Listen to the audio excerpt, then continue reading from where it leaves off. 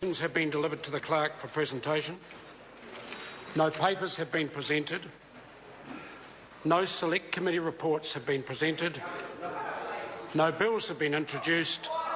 The House comes to questions for oral answer, and the first question is in the name of the Leader of the Opposition, David Shearer. Thank you, Mr Speaker. To the Prime Minister, does he stand by all his statements? Right Honourable Prime Minister. Speaker, yes. Supplementary question? Thank you, Mr. Supplementary Speaker. question, David Shearer. Does he stand by the statement made on his behalf about the Kitteridge report, quote, "The Prime Minister can give a categorical assurance that neither he nor his office leaked the report. He does not believe for a moment that his ministers or their officers leaked the report either." Right Honourable Prime Minister. Mr Speaker, yes. Supplementary question, David Shearer. In light of his statement, quote, "It's a very sensitive document that wasn't widely distributed," was the Honourable Peter Dunn a recipient of that report? Right Honourable Prime Minister. Mr Speaker, my understanding is yes.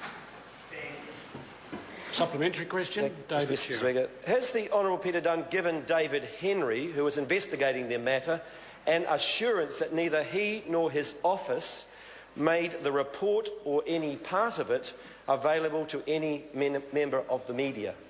Right Honourable Prime Minister. Mr Speaker, I'm not party to any conversations that Mr Dunn's had with Mr Henry, but what I have seen is Mr Dunn's categoric assurance that he in no way leaked that report. Point of order. Right Honourable Winston Peters. Mr Speaker, the Leader of the Labour Party specifically asked, not just with respect to Mr Dunn, but his staff, the same ambit which caught a previous minister with respect to whether they had responsibility for a leak or otherwise. The Prime Minister deliberately avoided answering the question as to whether Mr Dunn's staff was involved. I don't recall, I'm sorry, the mention of the staff. I recall the question being Mr Dunn being at a conversation with Mr Henry and the Prime Minister clearly saying he wasn't party to that. But on the basis that there's an assurance from the members to my left that the word staff was included in the question, I will invite the Leader of the Opposition to ask the question again. Thank you, Mr Speaker. Has the Honourable Peter Dunn given David Henry, who was investigating this matter, an assurance that he nor his office made the report or any part of it available to the member of the media? Right Honourable Prime Minister. Well, Mr Speaker, to repeat my first answer, I'm not privy to the conversations that Mr Dunn has had with Mr Henry. I am aware of the statements that Mr Dunn has made, where he's categorically ruled out that he had played any part in leaking the report. If the specific question is about Mr Dunn's staff, I've had no conversations with them at all, nor seen these statements because they wouldn't be requested. But you're inquiring about the Chief of Staff for Mr Dunn, which is Rob Eadie. He is a person of absolute integrity, and I'd be absolutely stunned if he played any part in leaking the report. Supplementary question, David Shearer. Has the Prime Minister had any discussions with Peter Dunn about the leaking of the report and sought any other assurances from him either? Right Honourable Prime Minister. Mr Speaker, no, because that's not necessary on a number of fronts. One, Mr Henry is conducting an inquiry on behalf of Mr Kibblewhite and Mr Fletcher. When that report is received in fullness of time, we'll be able to see that. Secondly, Mr Dunn has given a categoric assurance that he played no part in leaking the report. And thirdly, the member is playing the same game that Mr Peters was in trying to use parliamentary privilege to make scurrilous suggestions. Order. Is the point of order. Right Honourable Winston Peters. Yes, Mr Speaker, the Prime Minister, first of all, told us he didn't know the full circumstances, and then he makes allegations, vile, false, totally unacceptable to Parliament, and he should have been stopped in his track. Order. The Prime Minister was asked whether he had had recent discussion with Mr Dunn. He clearly answered that. He added some political connotation to the answer. It was, after all, a political question. Further supplementaries? Supplementary question. Political question. David Shearer. Did Peter Dunn give his assurances to David Henry under oath? Right Honourable Prime Minister. Mr Speaker, I'm not party to that and I'm not aware of the answer to that.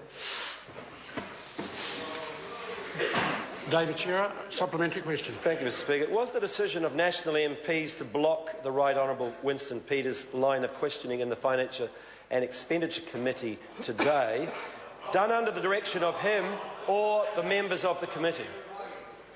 Right Honourable Prime Minister. Mr Speaker, no. It can be order. Well, I'll hear the member. Well, Mr Speaker, the question was it done under his direction or under the volition of the other members of the committee? The answer can't be no. It was a two-part question. The answer can clearly be no. Well, it's an either-or. It's not a. Order. Is there a further supplementary question? Point of order. I mean, no is to either one or the other. I mean, I don't know which one he's answered no to. Order. The member asked two parts to the supplementary question. The Prime Minister has clearly answered one part to my satisfaction. Point of order. Honourable Trevor Mallard. Mr Speaker, there weren't two parts. There was one. It was either or, and no was not an answer. And I have ruled that the Prime Minister satisfactorily addressed one part to that question. The member. Order. If it's a different point of order. If it's a different point of order, I'm happy to hear it. Mr Speaker, if you're indicating that in your view it was a two-part question and the Prime Minister addressed one part, no, it is a different point of order. Point of order will be heard. The previous speaker has indicated that where a minister chooses to address one part of a question, the minister does need to indicate which part of the question they are addressing. Order.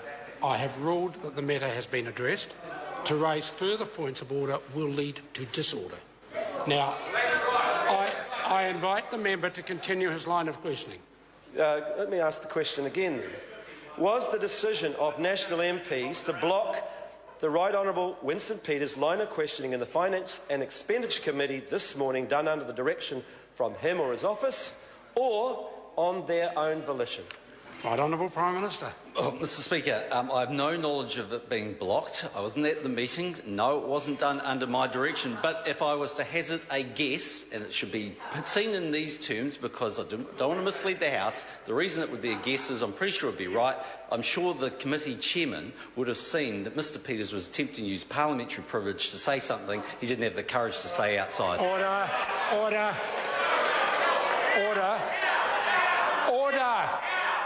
If the member carries on with that sort of interjection, he will certainly find himself out. Would the Prime Minister stand and withdraw the last part of that answer? I'll withdraw.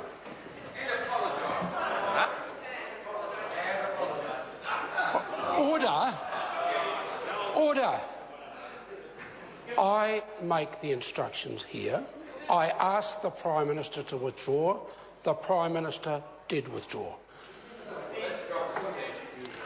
If it's a relitigation... There is ample precedent on such an occasion for the Speaker to ask for both a withdrawal and apology.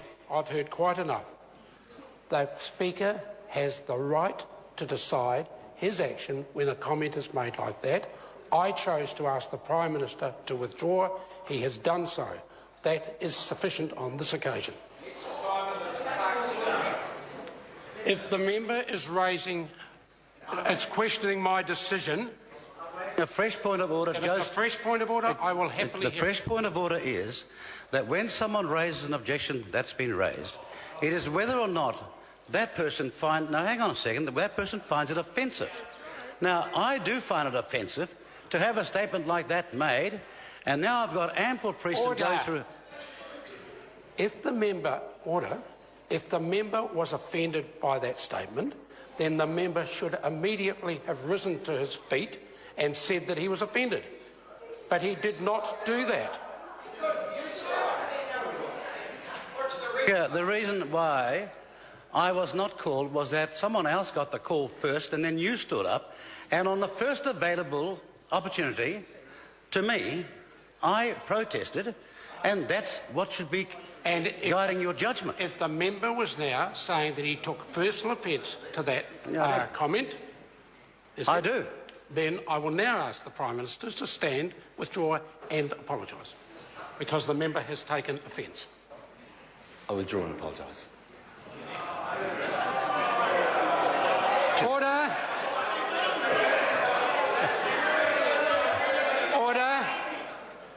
The member has every opportunity now to ask a supplementary question. Supplementary question? Thank you.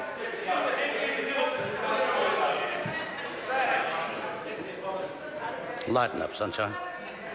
Order. If the member's going to ask his question, he'll get on. Well, I'm trying to have myself heard, sir, and I'm sure you want to hear it as well.